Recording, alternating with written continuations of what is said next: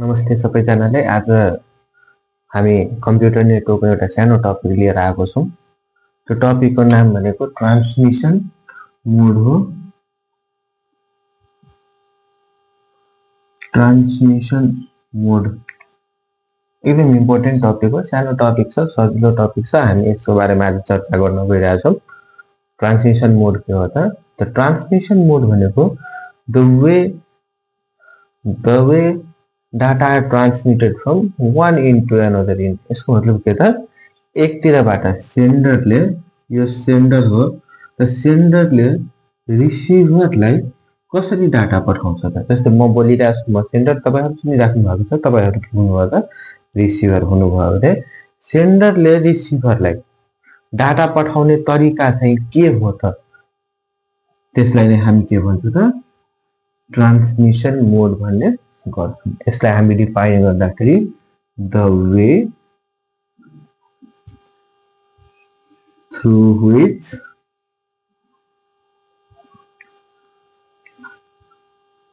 data are transmitted from one end to another end, अथवा यसैलाई हामी के भन्न सक्छौँ भने from sender to receiver are known as transmission mode. बोल्ने तरिका है, पहिला को बोल्ने, त्यसपछि कसरी को बोल्ने, अथवा दुवैजना एकैपल्ट बोल्ने कि, त्यो कुरालाई हामीले ट्रान्समिसन मोडबाट डिफाइन गर्न सक्छौँ। अब ट्रान्समिसन मोड दुई टाइपको हुन्छ। एउटा हुन्छ हाम्रो सिम्प्लेक्स मोड र अर्को हुन्छ हाम्रो duplex mode. Simplex mode of transmission र डुप्लेक्स मोड अफ ट्रान्समिसन। फेरि डुप्लेक्स मोडलाई चाहिँ दुई टाइपमा डिभिजन गरेको छ। यसलाई डुप्लेक्स मोडलाई हामी दुई टाइपमा डिभिजन गरेको छौँ। यो भनेको हाफ डुप्लेक्स र अर्को भनेको फुल डुप्लेक्स। यसरी चाहिँ ट्रान्समिसन मोड हेर्नु हो भने दुई टाइपमा सिम्प्लेक्स, डुप्लेक्स र डुप्लेक्सलाई फेरि हाफ डुप्लेक्स र फर्स्ट मा जाउँ हामी simplex mode of communication. Simplex mode of कम्युनिकेसनले के भन्छ भने data can be transmitted in only one direction. हामीले के गर्छौँ त? सिम्प्लेक्स मोड अफ कम्युनिकेसनमा डाटा त पठाउँछौँ, सेन्डरले रिसिभरले डाटा पठाउन पाउँछ, तर फेरि यताबाट चाहिँ रिटर्न ब्याक हुन पाउँदैन। यसैलाई हामी हेर्ने हो भने दुईटा पार्टिज हाम्रो के छ त? एउटा ए पार्टिज र अर्को बी पार्टिज। कुनै बेला ए ले बी लाई पठाउँछ भने कुनै बेला बी ले ए लाई डाटा पठाउन गर्छन् कम्युनिकेसनमा। तर सिम्प्लेक्स मोड अफ कम्युनिकेसनले के भन्छ भने data are transmitted in only one direction. एकजनाले मात्रै डाटा पठाउनु पर्ने, उताबाट फर्काएर नआउन सक्ने हामी के भन्छौँ त? सिम्प्लेक्स मोड अफ कम्युनिकेसन भन्ने गर्छौँ।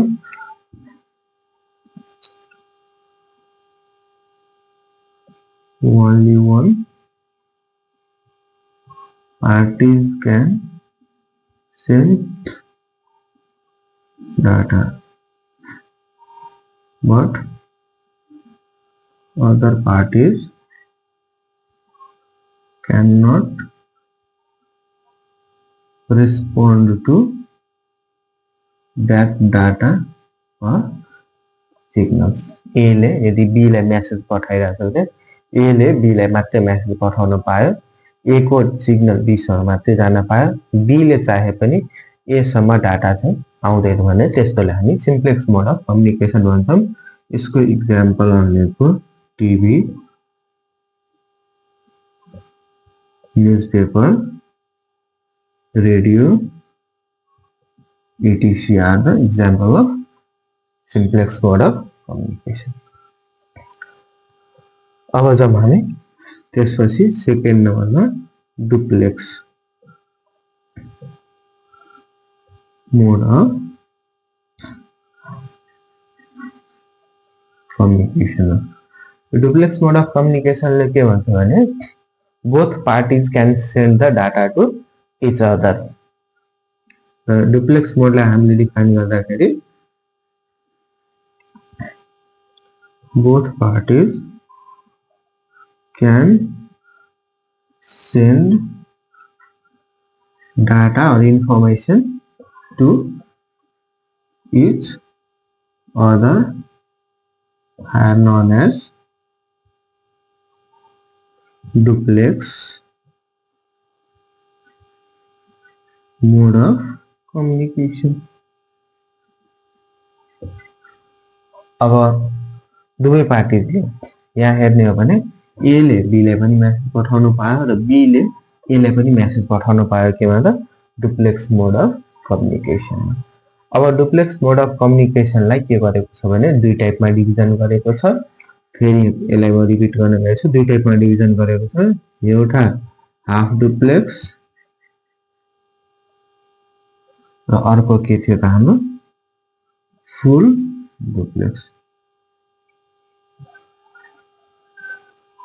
अब यसको विस्तृत रूपमा हामी जानौं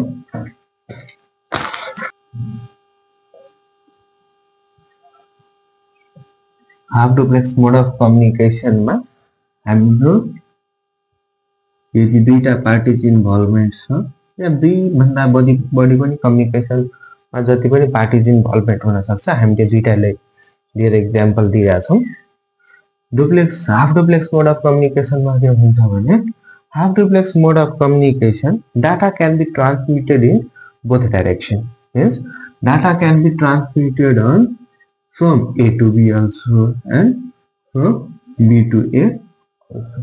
Hence, यसलाई हामीले डिफाइन गर्दाखेरि data can be transmitted on both direction but one at a time. If one party is sending data to another, then other parties has to be wait for end of first party data transmission.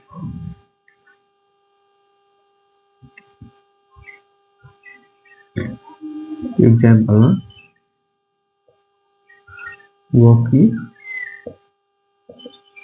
talkie correlax चलाएंगे data transmitted in both direction but one at a time A ले यदि data B ले पठाइरहेछ भने त्यति बेला B ले weight गर्नुपर्छ A को काम सकिसकेपछि A ले डाटा ट्रान्समिसन B लाई गरिसकेपछि बल्ल B को पाला आउँछ अनि B ले डाटा ट्रान्समिसन गर्न पाउँछ बीचमा चाहिँ ओभरटेक गर्न पाउँदैन जसले डाटा पठाइरहेछ उले सकिसकेपछि अनि अर्को पार्टीले चाहिँ कम्युनिकेसन गर्न पाउँछ भने त्यस्तोलाई नै हामी half duplex mode of communication भन्छौं यसको एक्जाम्पल भनेको प्रहरीले बोक्ने वकी टकी जहाँ एकजनाले मात्रै बोलिरहन्छ अरूले सुनिरहन्छ फेरि अरूको पाला आयो भने उले बोल्छ अरु जनाले सुन्ने गर्छ यस्तोलाई हामी half duplex mode of transmission भन्ने गर्छौं र सेकेन्डमा छ हाम्रो full duplex of transmission full duplex mode of ट्रान्समिसनले के भन्छ भने data can be transmitted in both direction at a same time एकै समयमा यदि A ले मेसेज पठाइरहेछ B लाई भने B ले पनि के गर्न सक्छ त A लाई सेम टाइममा मेसेज पठाउन सक्छ भने त्यस्तोलाई हामी के भन्छौं त फुल डुप्लेक्स मोड अफ कम्युनिकेसन भन्ने गर्छौं जस्तै फोनमा कहिलेकाहीँ हामी यताबाट पनि हेलो भन्छौं उताबाट पनि हेलो भनिरहेछ दुवै जनाले सुनिरहेको हुन्छ इन्टरनेटमा हामीले मेसेज पठाउँदाखेरि च्याट गर्दाखेरि जति पनि पार्टीज इन्भल्भमेन्ट छ सबैले एकैपल्ट मेसेज पठाउन पाउँछ र मेसेज हाम्रो डेलिभरी पनि हुन्छ ठ्याक्कै हैन त्यस्तोलाई हामी half duplex full duplex mode of communication भन्छौं the mode of communication in which data can be sent in both directions at same time are known as full duplex mode of communication.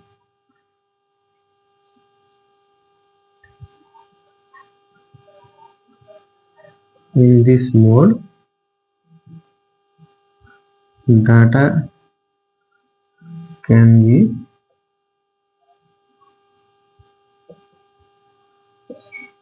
by all data can be transmitted to all at same time.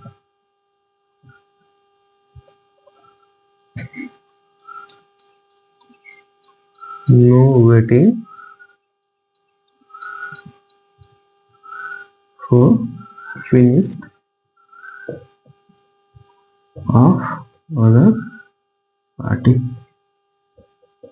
अरू पार्टीको लागि सक्नु पर्ने जरुरी छैन एकैपल्टमा जति पनि communicator छ सबैले एकैपल्टमा मेसेज पठाउन पाउँछौं फोन कल गर्न पाउँछौं भने यस्तोलाई हामी फुल डुप्लेक्स मोड अफ कम्युनिकेसन भन्छौं यसको एक्जाम्पलमा हामी इन्टरनेट भइहाल्यो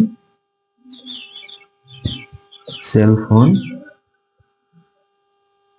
एटीसी यसमा दुवै पार्टीले एकैपल्टमा पनि कुरा गर्न पाउँछ सेन्डरले सेन्ड गर्न पाउँछ त्यतिबेला अर्को रिसिभर हुन्छ त्यसले पनि फेरि मेसेज पठाउन पाउँछ एज अ सेन्डर र अरु पार्टीले के गर्छ त त्यतिकै बेला चाहिँ सुन्न सक्छ भने यस्तोलाई हामी half to full duplex mode of communication भन्छौं मोड अफ कम्युनिकेसन यति थियो हाम्रो आज थ्यांक यू सुनिदिनु भएकोमा लाइक कमेन्ट र सब्स्क्राइब गर्न नभुल्नु होला टेक्नो स्टडीले धन्यवाद